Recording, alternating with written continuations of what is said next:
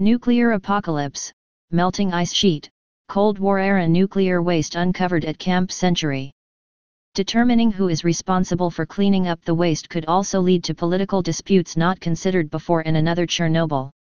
Climate change is threatening to expose hazardous waste at an abandoned camp thought to be buried forever in the Greenland ice sheet, new research out of York University has found.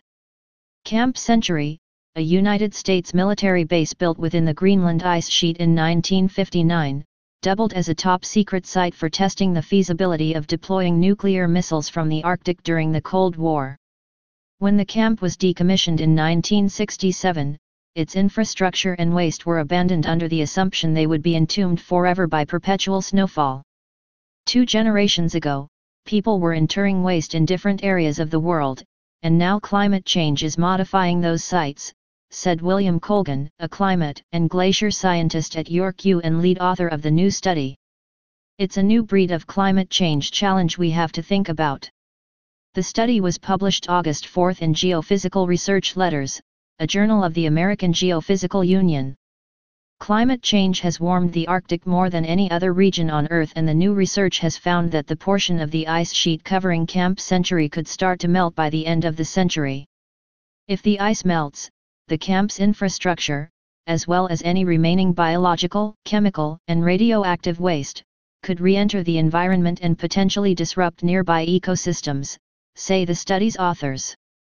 The wastes would not remain encased in ice forever, as was assumed by both the US and Denmark when the camp was abandoned. Determining who is responsible for cleaning up the waste could also lead to political disputes not considered before, said Colgan. His studies team took an inventory of the wastes at Camp Century and ran climate model simulations.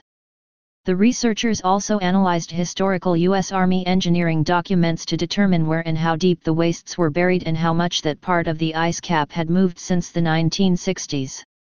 They found the waste at Camp Century covers 55 hectares, roughly the size of 100 football fields.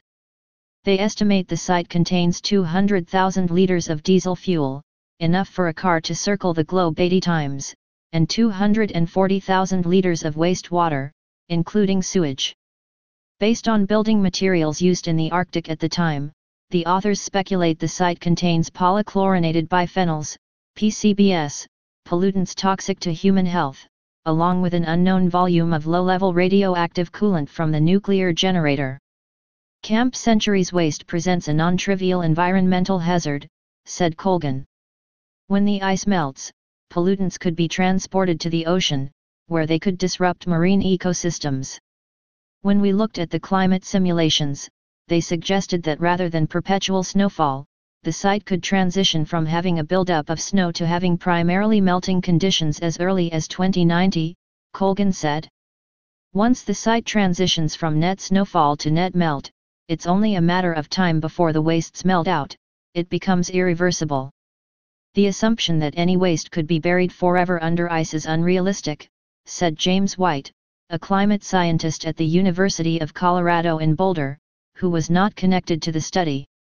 The question is whether it's going to come out in hundreds of years, in thousands of years, or in tens of thousands of years, White said.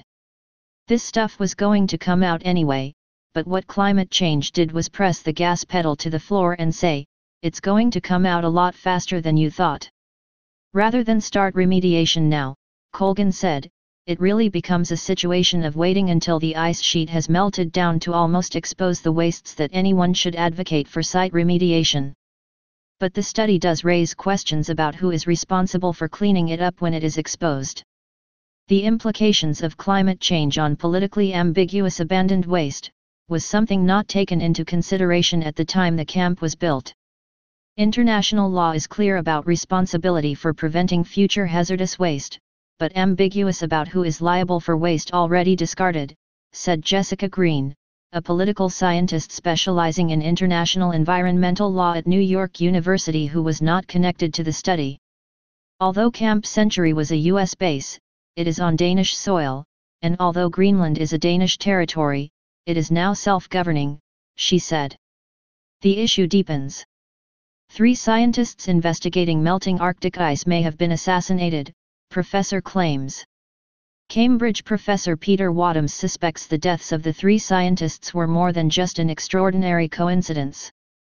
A Cambridge professor has made the astonishing claim that 3 scientists investigating the melting of Arctic ice may have been assassinated within the space of a few months. Professor Peter Wadhams said he feared being labeled a loony over his suspicion that the deaths of the scientists were more than just an extraordinary coincidence. But he insisted the trio could have been murdered and hinted that the oil industry or else sinister government forces might be implicated.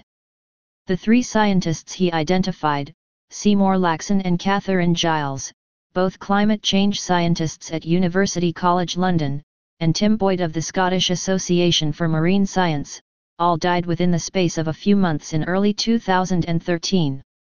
Professor Laxon fell down a flight of stairs at a New Year's Eve party at a house in Essex while Dr. Giles died when she was in collision with a lorry when cycling to work in London. Dr. Boyd is thought to have been struck by lightning while walking in Scotland. Professor Wadhams said that in the weeks after Professor Laxon's death he believed he was targeted by a lorry which tried to force him off the road. He reported the incident to the police.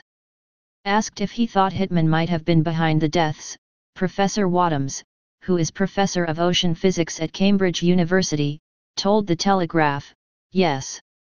I do believe assassins possibly murdered them, but I can see that I would be thought of as a loony for believing this.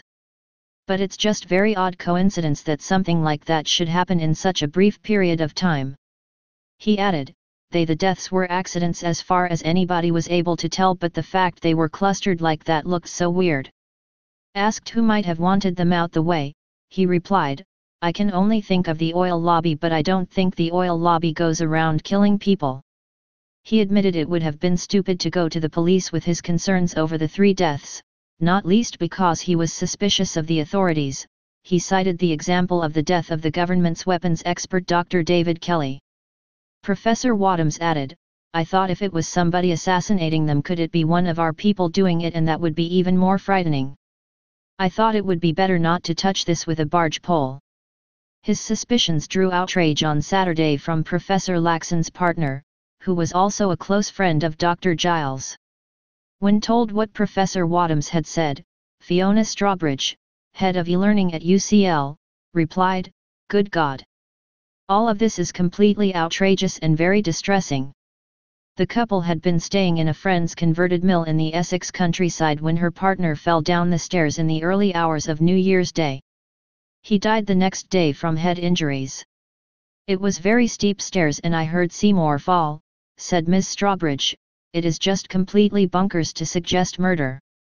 I am sure there are some climate scientists who do get trolled and pursued, but Seymour wasn't one of them. I would have known if anybody had been pursuing him. Sometimes there are tragic coincidences and you have to accept that. Whatever is going on up there, I am glad I am not there. Stay paranoid, my friends."